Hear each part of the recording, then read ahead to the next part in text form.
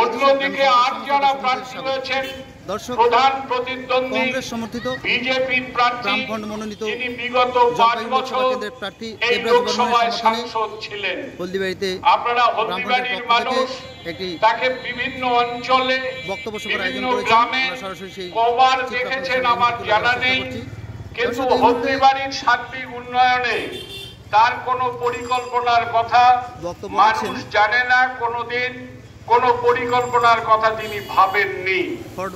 আমাদের আরেকজন প্রার্থী ধূপগুড়ি মহিলা বিদ্যালয়ের অধ্যাপক ধূপগুড়ি উপনির্বাচনে 2 বার জিতে গিয়েছিলেন।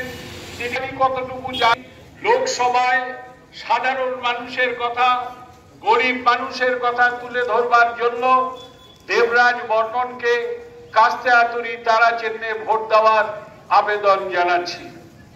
দ্বিতীয় রাজনীতির কথায় বিজেপি দল এখন ভারতবর্ষে পরিচালিত হচ্ছে নরেন্দ্র মোদীর দ্বারা। বিজেপি সরকার নামটাই উঠে গেছে। বিজেপি তার কিছু শরিক দল নিয়ে এনডিএ গঠন করেছিল, ন্যাশনাল ডেমোক্রেটিক অ্যালায়েন্স। একবারও কোথাও শুনবেন না যে এনডিএ নির্বাচনে লড়ছে। নির্বাচনে একটাই নাম ভেসে আসছে, তার নাম হলো নরেন্দ্র মোদী। তিনি নিজেই বলছেন মোদীর সরকার, তৃতীয়বারের জন্য মোদীর সরকারকে দেওয়ার আহ্বান জানাচ্ছেন। প্রথমেই মনে রাখবেন, গণতন্ত্র কথার অর্থ হলো জনগণের শাসন। দর্শক, এই মুহূর্তে বামফ্রন্টের পথসভা বক্তব্য দিচ্ছেন হট ব্লকের অন্যতম নেতা গোবিন্দ রায় এবং প্রাক্তন এমএলএ।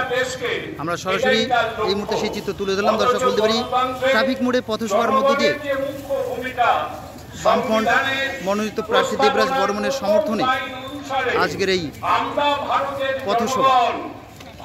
সরাসরি এই মুহূর্তে আমরা রয়েছি গ্রামীণ সমাজের পর্দায়।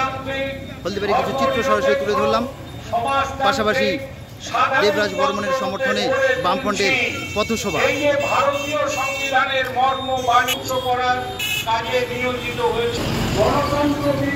দর্শক, ফিরছি পরবর্তী আপডেট নিয়ে। দেখা হচ্ছে গ্রামীণ সমাজের পরবর্তী নিউজে। সকলেই ভালো থাকুন, সুস্থ থাকুন, নমস্কার।